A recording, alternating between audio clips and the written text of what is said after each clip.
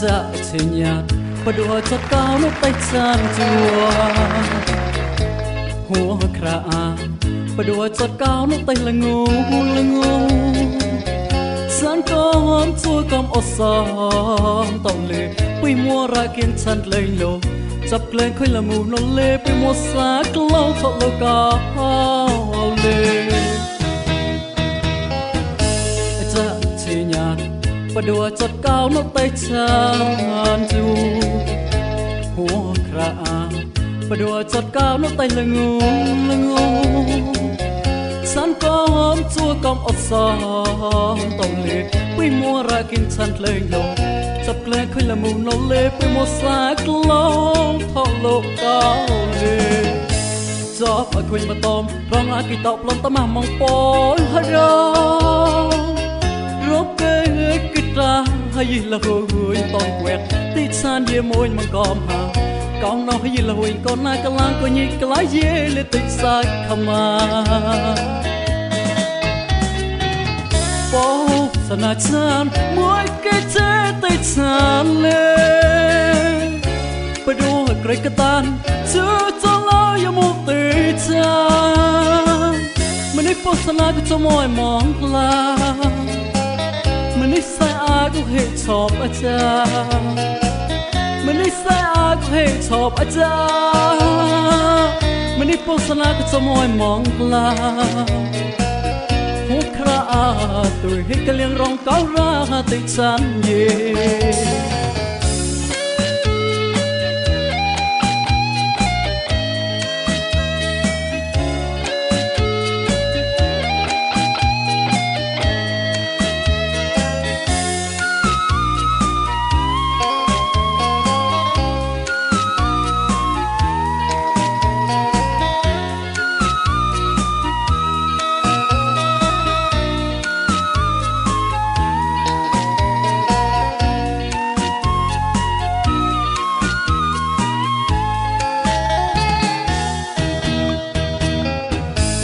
dạ chê nhạt và đùa chót cao nó tay chan chu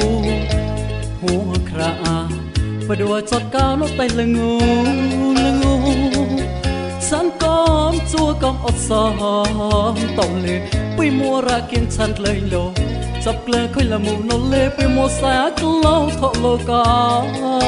lê chóp ở khơi mà tôm rong á kỳ tọp lon tắm mà mong bối hơi đông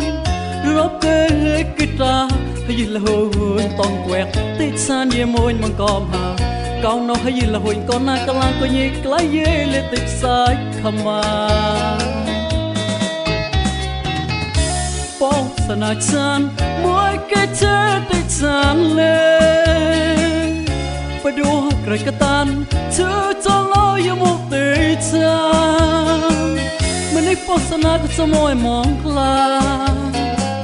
mình đi sai ai cũng hệ chọc ở cha mình đi sai ai cũng hệ chọc ở cha mình đi phố sana cứ cho môi mong la hùa khra tuổi hết cái liang rong cáo ra tít chan ye